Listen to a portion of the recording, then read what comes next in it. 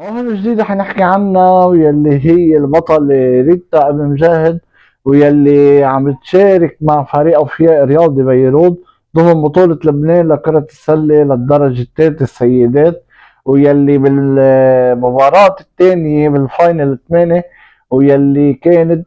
اسم لمع بكل معنى الكلمة، ويلي بفضل بلوك شوتاتها وبفضل تسجيلاتها والريمونتاعها كانت ضربة قاضية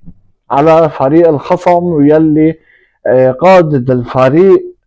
فريقها للفوز الثاني على التوالي بالفاينل 8، ويلي راح اكيد